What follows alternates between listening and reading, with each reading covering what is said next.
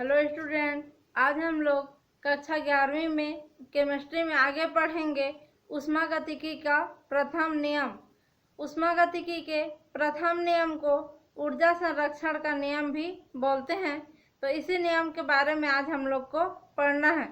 तो ऊष्मागतिकी का जो प्रथम नियम था उसको मेयर और हेल्महोल्ट्ज़ नामक वैज्ञानिक ने सन 1840 में दिया था और इसी नियम को ऊर्जा संरक्षण का नियम भी कहते हैं।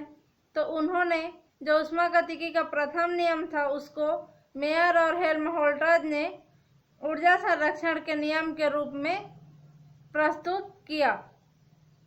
तो इस नियम के अनुसार कि ऊर्जा न तो उत्पन्न होती है और न ही उसको नष्ट किया जा सकता है, परंतु जो ऊर्जा का रूप होता है वह एक रूप से दूसरे रूप में परिवर्तित होता रहता है और उसको परिवर्तन उसमें किया जा सकता है। यही था ऊष्मागतिकी का प्रथम नियम। तो उसमें कहा गया कि ऊर्जा ना तो कभी नष्ट होती है और न ही कभी उत्पन्न होती है, केवल उसका जो है रूप परिवर्तन होता है और एक रूप से दूसरा रूप में उसको परिवर्तित किया जा सकता है। यह था ऊष्मागतिकी का प्रथम नियम। तो इसमें कहा गया, दूसरा शब्दों में देखें तो जो ब्रह्मांड की संपूर्ण ऊर्जा है वह निश्चित रहती है। माने कि ऊर्जा न तो उत्पन्न हो रहा है, अगर उत्पन्न होता तो बढ़ जाता और अगर नष्ट होता तो घट जाता, लेकिन न तो उत्पन्न हो रहा है और न ही नष्ट हो रहा है। तो जो ब्रह्मांड की संपूर्ण ऊर्जा है वह निश्चित रहती है या फिर स्थिर रहती है तथा किसी भी भौतिक परिवर्तन या फिर रासायनिक अभिक्रिया के जो दौरान ऊर्जा रहती है वह संरक्षित रहती है। माने ऊर्जा एक रूप से दूसरा रूप में परिवर्तित होगा और कुल रूप से टोटल ऊर्जा देखेंगे तो वह हमेशा संरक्षित रहती है। इसी प्रकार से एक और शब्दों में कहा गया कि ऊर्जा जो है उसकी निश्चित मात्रा एक रूप में अदृश्य होती है या विलुप्त होती है तो उतनी ही मात्रा दूसरे रूप के रूप में प्रकट हो जाती है। और ऐसा कोई भी शाश्वत मशीन या फिर परफेक्ट मशीन बनाना असंभव है जो बिना ऊर्जा को खर्च किए कार्य कर सके। यह था ऊष्मागतिकी का प्रथम नियम। उसके बाद जो प्रथम नियम था उसके पक्ष में मत दिए गए अपने अपने विचार या उसके पक्ष में जो तथ्य है उसको प्रूफ दिया गया कि उसको कैसे सही माने। तो सबसे पहले बताया गया कि किसी भी विद्युत से चलने वाला जो पंखा रहता है उसके संचालन में विद्युत ऊर्जा का कुछ भाग यांत्रिक ऊर्जा में बदल जाता है। माने पंखा को बिजली देंगे तो चलता है, तो विद्युत ऊर्जा वहाँ पे यंत्र, पंखा एक यंत्र है तो यांत्रिक ऊर्जा में परिवर्तित हो जाता है। और पंखे का जो ब्लेड रहता है उसको घुमाने के लिए, जो पंखुड़ी रहता है पंखे का ब्लेड, उसको घुमाने के लिए विद्युत ऊर्जा यांत्रिक ऊर्जा में चेंज हो जाता है। यह था पहला उसका प्रमाण। दूसरा बोला गया कि हीटर में, जो खाना बनाने के लिए हीटर या फिर पानी गर्म करने के लिए वाटर हीटर ये सब यूज करते हैं, उसमें जो विद्युत धारा प्रवाहित करने पे वह गर्म हो जाती है और गर्म करने के बाद उसकी जो ऊर्जा है विद्युत ऊर्जा वह ऊष्मा ऊर्जा के रूप में परिवर्तित हो जाती है और ऊष्मा से या तो पानी गर्म होता है या फिर खाना बनता है या फिर किसी भी चीज को पकाया जा सकता है। तीसरा बोला गया कि जो बल्ब रहता है बल्ब का, उसका फिलामेंट में प्रवाहित होने वाली विद्युत ऊर्जा करंट आता है बल्ब के अंदर और बल्ब जलने लगता है तो जलेगा, तो विद्युत ऊर्जा किस में परिवर्तित होगी? प्रकाश ऊर्जा में परिवर्तित होती है और अंधेरा जहाँ पे रहता है वहाँ पे बल्ब जलने से रोशनी आ जाती है। उसके बाद बोला गया कि एक मोल जो जल रहता है या H2O रहेगा उसको विघटित करेंगे तो 286.2 किलो जूल विद्युत ऊर्जा उसके लिए चाहिए। तो एक मोल जल को अपघटित करने के लिए 286.2 किलो जूल विद्युत ऊर्जा की आवश्यकता पड़ती है। तो यहाँ पे उसके विघटन से क्या होता है? हाइड्रोजन और ऑक्सीजन गैस बनती है। तो इसमें भी ऊष्मागतिकी के प्रथम नियम को बताया गया। यहाँ पे उसको तोड़ने के लिए जितनी ऊर्जा लगेगी, अगर हम लोग ऑक्सीजन और हाइड्रोजन गैस को मिला करके H2O बनाएंगे तो उतनी ही ऊर्जा क्या होती है, ऊष्मा के रूप में मुक्त होती है। माने जितनी ऊर्जा तोड़ने में लगी थी उतनी ही ऊर्जा अगर उसको बनाएंगे तो मुक्त होगी। तो ये भी ऊष्मागतिकी के प्रथम नियम के अनुसार था। उसके बाद बताया गया कि ऐसी मशीन नहीं बनाया जा सकता जिसमें ऊर्जा का उपयोग हम लोग नहीं करें और कार्य संपन्न हो जाए। माने हर मशीन को काम करने के लिए कुछ न कुछ ऊर्जा उसमें देना ही पड़ता है, ऊर्जा का वहाँ पे उपयोग होता ही होता है। उसके बाद बोला गया कि जूल नामक एक वैज्ञानिक थे। उन्होंने सन 1840 में ऊष्मा और यांत्रिक कार्य, ऊष्मा जो रहता है और यंत्र में जो काम होता है उसको बोलते हैं यांत्रिक कार्य। तो ऊष्मा और यांत्रिक कार्य के बीच एक प्रकार से तुल्यता या दोनों में समानता को प्रदर्शित किया और उन्होंने बताया कि 4.184 जूल कार्य करने के लिए 1 कैलोरी ऊष्मा प्रयुक्त होती है। माने कि 4.184 जूल जो कार्य करने के लिए 1 कैलोरी ऊष्मा वहाँ पे यूज किया जाता है। ये जूल नामक वैज्ञानिक ने 1840 में बताया था। उसके बाद देखते हैं ऊष्मागतिकी के प्रथम नियम का गणितीय व्यंजक। अभी तक हम लोगों ने ऊष्मागतिकी का प्रथम नियम देखा और उसके पक्ष में तथ्य देखे। अब देखेंगे कि उसके लिए गणितीय जो व्यंजक है उसको कैसे लिखते हैं। तो किसी भी सिस्टम की आंतरिक ऊर्जा को हम लोग U से प्रदर्शित करते थे और जब उसमें जो आंतरिक ऊर्जा है उसमें बाहर से कोई ऊष्मा उसमें डाला जाता है तो उसको Q से प्रदर्शित करेंगे। तो किसी भी जो तंत्र है उसकी आंतरिक ऊर्जा U1 है सिस्टम की, और उसमें जो बाहर से परिपार्श्विक से उसमें Q ऊष्मा डाली जाती है। तो जो आंतरिक ऊर्जा का मान है वह बढ़ जाएगा। बाहर से ऊष्मा उसमें डालेंगे तो बढ़ने के बाद जो आंतरिक ऊर्जा का मान U1 प्लस Q के बराबर हो जाएगा।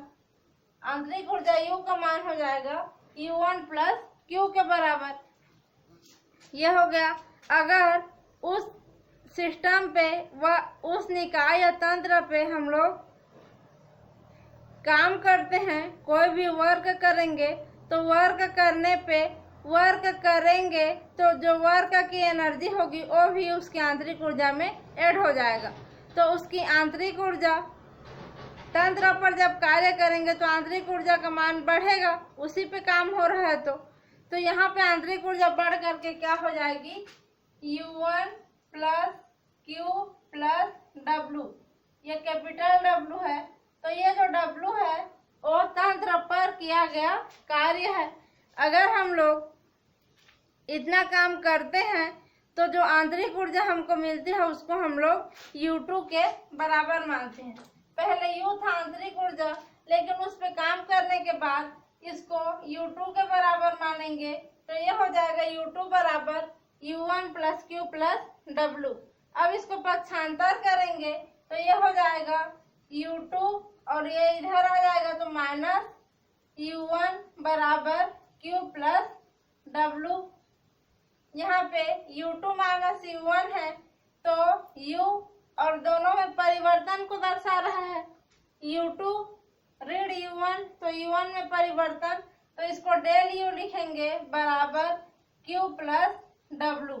तो यह है ऊष्मागतिकी के प्रथम नियम का समीकरण, जहाँ पे आंतरिक ऊर्जा में जो परिवर्तन है वह उस तंत्र को दी गई ऊष्मा और उस पर किए गए कार्य के योगफल के बराबर होता है। यह ऊष्मागतिकी का प्रथम नियम। अब यहाँ पे आंतरिक ऊर्जा के मान में W को जोड़े हैं क्योंकि उसी पे कार्य हो रहा था। लेकिन अगर सिस्टम के द्वारा या तंत्र के द्वारा, यहाँ पे द्वारा बोल रही हूँ, द्वारा जब काम किया जाएगा तो यहाँ पे प्लस न होकर के माइनस हो जाएगा। माने यहाँ तंत्र पर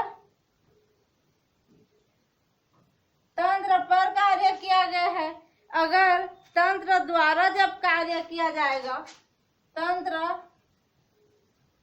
द्वारा जब कार्य किया जाएगा तो यहाँ पे यह हो जाएगा डेल यू बराबर क्यू माइनस डब्लू। तो जब पर आएगा तो प्लस आएगा और तंत्र द्वारा आएगा तो यहाँ पे माइनस आता है। यह हो गया ऊष्मागतिकी का प्रथम नियम। अगर इसमें आंतरिक ऊर्जा का मान स्थिर हो जाएगा तो डेल यू के जगह में क्या हो जाएगा, 0 आ जाएगा। अगर आंतरिक ऊर्जा का मान 0 हो जाएगा तो ये है आंतरिक ऊर्जा, तो डेल यू के जगह में 0 आ जाएगा और ये हो जाएगा Q माइनस डब्लू। तो अगर इसको पक्षांतर करेंगे तो ये हो जाएगा Q बराबर डब्लू। तो जब तंत्र द्वारा कार्य किया जाता है और आंतरिक ऊर्जा का मान 0 हो जाएगा तो ये 0 बराबर Q माइनस डब्लू, और इसको पक्षांतर करेंगे तो ये माइनस, इसको उल्टा लिख देती हूँ, ये जो माइनस डब्लू है इधर आकर के प्लस डब्लू बराबर Q हो जाएगा। तो जो ऊष्मा दी जाती है वह तंत्र द्वारा किए गए कार्य के बराबर हो जाएगा। तो ये हो गया ऊष्मागतिकी का प्रथम नियम। अगर इसमें यहाँ पे Q का मान अगर 0 हो जाएगा तो उसका मतलब है कि तंत्र द्वारा न तो कोई ऊष्मा अवशोषित होती है और न ही ऊष्मा उत्सर्जित होती है, माने कि ऊष्मा परिवर्तन का मान 0 हो जाएगा जब Q बराबर 0 होगा तो, और जब W बराबर 0 होगा तो उसमें किया गया कार्य या उस पर किया गया कार्य का मान 0 हो जाएगा। तो यहाँ पे किसी का मान भी 0 कभी कभी हो सकता है। ये हो गया। अब देखेंगे ऊष्मा और कार्य की इकाई। तो जो ऊष्मा की SI इकाई है उसको जूल बोलते हैं। जूल में नापा जाता है SI पद्धति में ऊष्मा को, और उसकी जो सामान्य इकाई है उसको कैलोरी में नापते हैं। जो 1 कैलोरी बराबर 4.184 जूल के बराबर होता है और 1 जूल बराबर 0.2390 कैलोरी के बराबर होगा। अगर कार्य का हम लोग मात्रक देखेंगे या इकाई देखेंगे तो CGS पद्धति, जो CGS पद्धति रहता है माने सेंटीमीटर, ग्राम और सेकंड पद्धति, इसमें जो कार्य का मात्रक है उसको अर्ग में नापते हैं और SI पद्धति में उसको जूल में नापा जाता है। अगर 1 जूल बराबर देखेंगे तो 10 का घात 7 अर्ग होता है और उसको 1 न्यूटन मीटर भी बोलते हैं। यह हो गया। अब ऊष्मागतिकी के जो प्रथम नियम था उसका देखेंगे हम लोग अनुप्रयोग।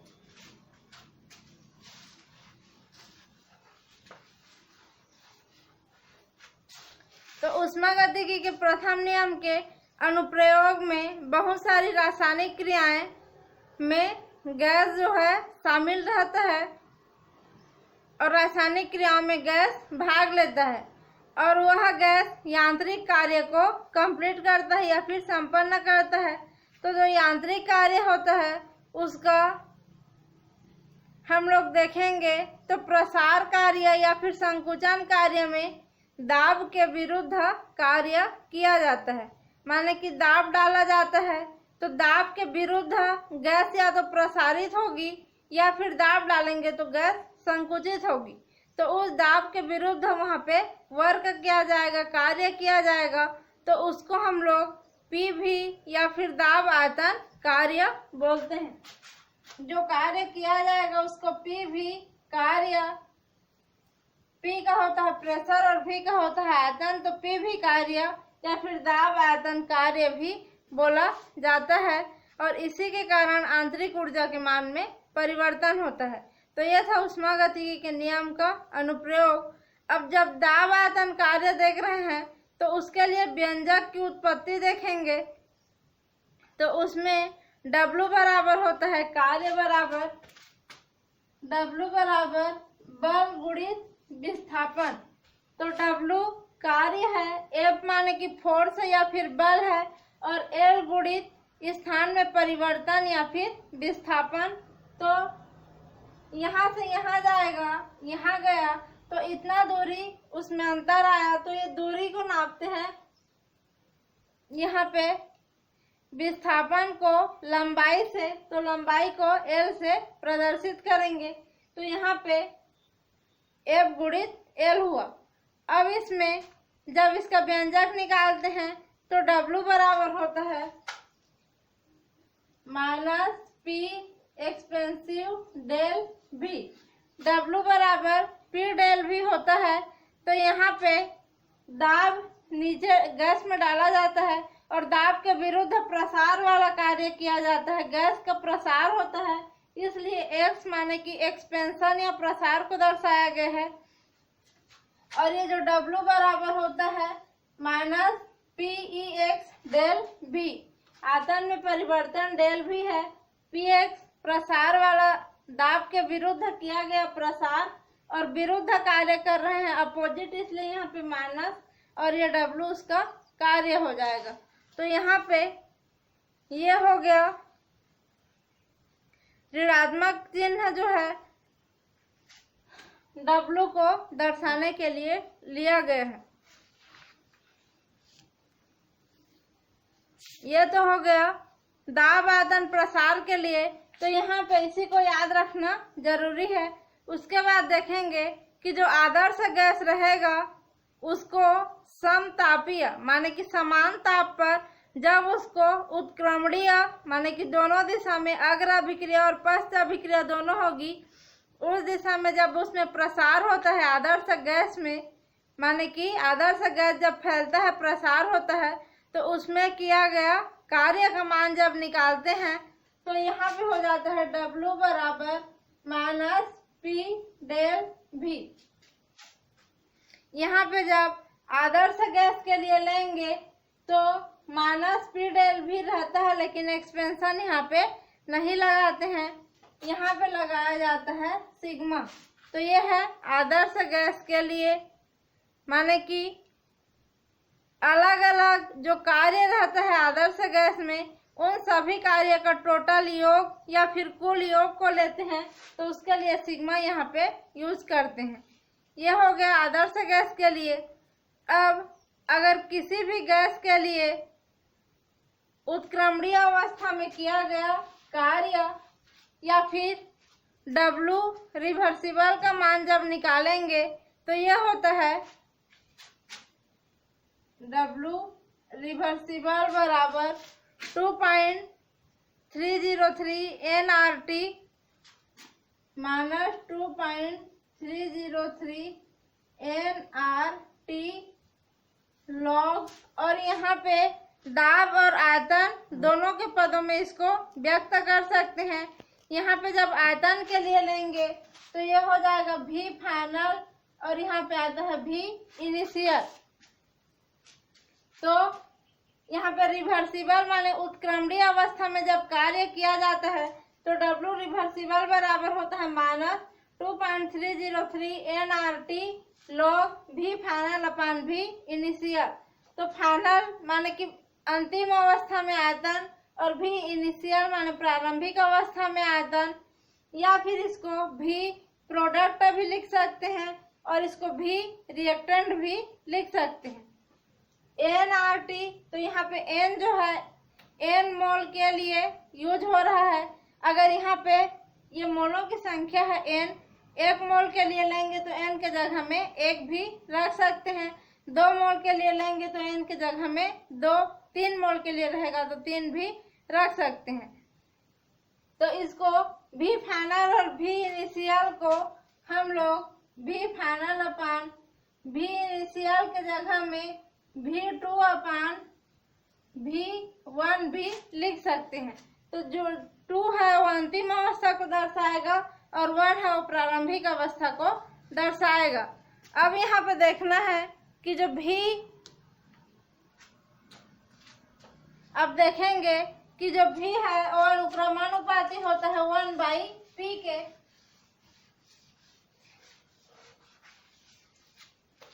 यहाँ पे होता है V अनुक्रमानुपाती 1/P होता है, माने कि V और P एक दूसरे के व्युत्क्रमानुपाती होते हैं। तो इसको अगर हम लोग यहाँ पे V की जगह P लिखेंगे तो यही समीकरण हो जाएगा। यह हो जाएगा W रिवर्सिबल बराबर वही पूरा आएगा -2.303 nRT और लॉग यहाँ तक आया। अब यहाँ पे V फाइनल के जगह में हम लोग P लिखेंगे और P, तो जहाँ फाइनल है वहाँ पे P का इनिशियल आएगा और जहाँ पे V का इनिशियल है वहाँ पे P का फाइनल स्टेज आता है, या 1 2 के रूप में लिखेंगे तो यही यहाँ तक सेम रहेगा। फिर लॉग P 1 इनिशियल की जगह में 1 आ जाएगा और फाइनल की जगह में P 2 आ जाएगा। तो इस प्रकार से उत्क्रमणीय कार्य के लिए व्यंजक रहता है। अब अगर हम लोग आदर्श गैस के लिए मुक्त प्रसार या फिर फ्री एक्सपेंशन के लिए व्यंजक देखेंगे तो उसमें मुक्त प्रसार या फिर फ्री एक्सपेंशन उसको बोला जाता है जहाँ पे कोई गैस निर्वात में रहती है। निर्वात माने कि जहाँ पे वायु नहीं पाया जाता है, तो वहाँ के लिए अगर मुक्त प्रसार का मान देखेंगे तो जो P एक्सपेंशन का मान है उसका मान 0 के बराबर होता है, क्योंकि वहाँ पे निर्वात रहता है। तो इसी को मुक्त प्रसार बोलेंगे और इसके लिए W का मान भी 0 के बराबर आता है। अब आदर्श गैस का मुक्त प्रसार जब देखते हैं तो उसमें क्या होता है, पहली स्थिति जब P एक्सपेंशन का मान 0 रहेगा, माने P एक्सपेंशन का मान 0 रहेगा, तो वहाँ पे इस वाले समीकरण से जब देखेंगे तो P एक्सपेंशन का मान 0 है तो यहाँ पे 0 रखेंगे तो W बराबर इसके साथ 0 इंटू होकर के पूरा 0 हो जाएगा, तो W का मान भी उसके लिए 0 आ जाएगा पहली स्थिति में। दूसरी स्थिति में देखते हैं तो W इरिवर्सिबल के लिए जब देखते हैं,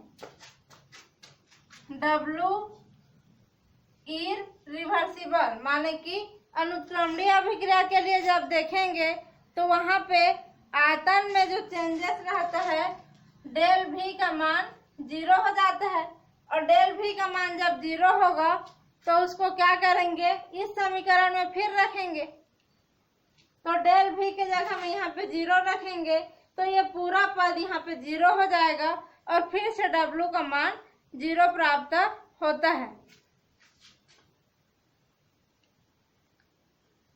W का मान यहाँ पे फिर से 0 प्राप्त होगा, W इरिवर्सिबल बराबर 0 हो जाएगा, डेल भी 0 रहेगा तो, और W जो रिवर्सिबल रहेगा उसके लिए ये वाला समीकरण उपयोग होगा। तो यह था मुक्त प्रसार आदर्श गैस का। अगर ऊष्मागतिकी के प्रथम नियम के अनुसार यहाँ पे देखेंगे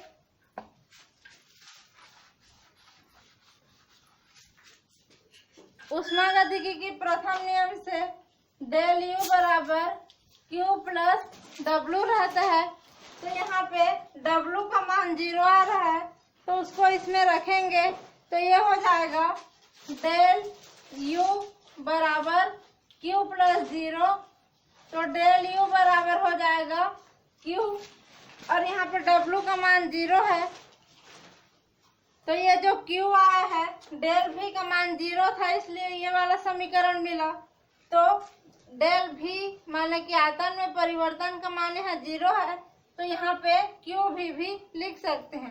तो ये वाला एक समीकरण आता है डेल U बराबर QV, जो कि स्थिर आयतन पर दी गई ऊष्मा के लिए आंतरिक ऊर्जा का मान है।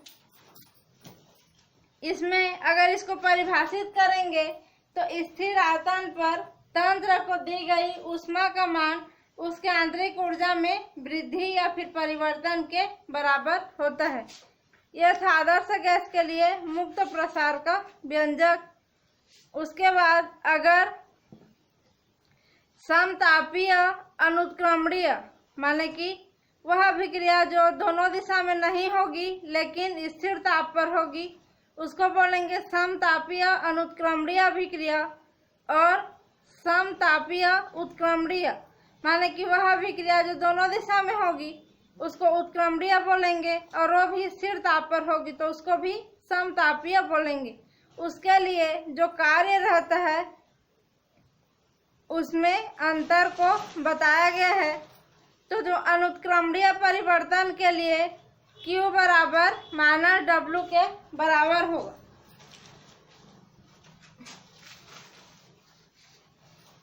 जो समतापीय अनुत्क्रमणीय परिवर्तन है उसके लिए Q बराबर माइनस W के बराबर रहता है। तो यहाँ पे W बराबर होता है माइनस P डेल V। तो यहाँ पे माइनस और W के जगह में रखेंगे P एक्सपेंशन डेल V। तो ये माइनस माइनस यहाँ प्लस हो जाएगा और ये हो जाएगा P एक्सपेंशन डेल V। तो ये समतापीय अनुत्क्रमणीय प्रसार के लिए होगा। और जब समतापीय उत्क्रमणीय प्रसार के लिए देखेंगे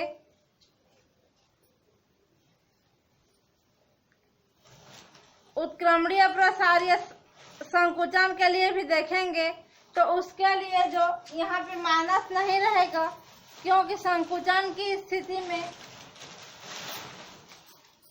इसी समीकरण से जब Q बराबर प्लस W हो जाएगा, क्योंकि वहाँ पे संकुचन के लिए दाब के विरुद्ध काम नहीं करना पड़ेगा और उसके अपोजिट दिशा में जब काम नहीं करेंगे तो माइनस W ना हो करके प्लस W हो जाएगा। और W बराबर होता है माइनस P डेल V। तो यहाँ पे Q बराबर हो जाएगा माइनस P डेल V।